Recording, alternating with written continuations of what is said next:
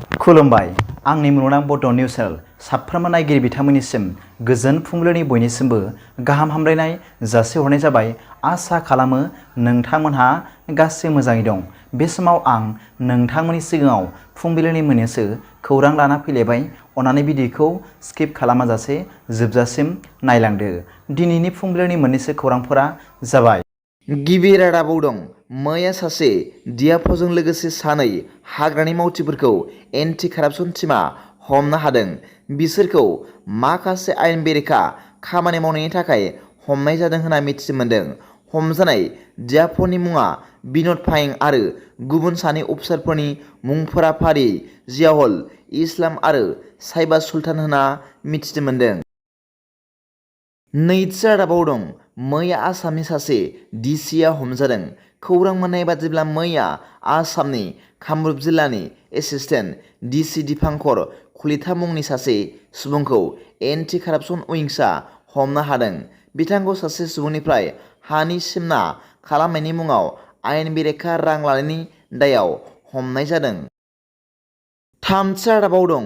मैया इउपिपिएल राजखान्थि दोलोखौ गोख्रोंसिन खालामनो थाखाय सेन्ट्रेल इउपिपिएलनि दैदेनगिरि बिथांमोनहा उदालगुरिनि डिमाकुसियाव सावराय जथुम खुंदों।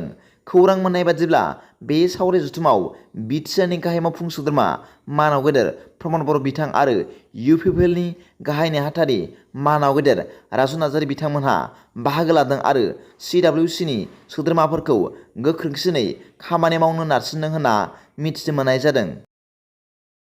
ब्रैथि रादाबाव दं।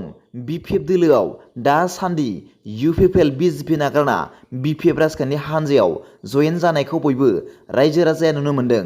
थिग बे समावनो मैयाबो क'क्राझार जिल्लानि दतमा बियाबनि सिङाव थानाय गंगार जावफ्लंआव 50निफ्रायबो गोबांसिन नखरफोरा बिपिएफ दोलोआव जयनिं जादों होनना मिथिनो मोन्दों। बिजेपि इउपिपिएल दोलो नागारनानै बिपिएफ दोलोआव हाबफैनाय सोद्रोमाफोरखौ दुंब्रुदै बरायदों एमएलए रबिराम नार्जारिया। लोगोसे चिरां जिल्लानि समाज सिबियारि जितुवा समफ्राम हारिया बिपिएफ दोलोआव जयेन जाबाय। गोरिब आरो दुखुथिया सुबुंफोरनो दान होसोमग्रा बयजोंबो मिथिसारजानाय समाज सिबियारि जितुवा समफ्राम हारि बिथाङा मैया बिपिएफ हान्जायाव जयेन जाबाय होनना मिथिनो मोन्दों। मिथिनो मोननाय बादिब्ला बिथाङा तामुलपुर जिल्लानि सुग्लाय सेरफां ओनसोलनि नावखाथायाव जानाय बिपिएफनि 82थि सिडब्लिउसिनि सावरि जथुमाव जयेन जादों।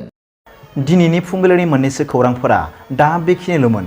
भिडिअखौ मोजां मोनदोंब्ला आंनि बे मुलुगनां बड' निउस चेनेलखौ अन्नानै साबस्क्राइब खालाम आरो बेल आइकनआवबो थुनानै ला, जाहाथे आं गोदान निउस आपडेट लानानै फैब्ला नोंथांनियाव सिगांग्रो नटिफिकेसन सौहैयो। दा बेलासिनि रादाबाव नोंथांमोनखौ आंनि बे चेनेलाव गासैखौबो बरायहरनाय जाबाय। गोजोन्थों।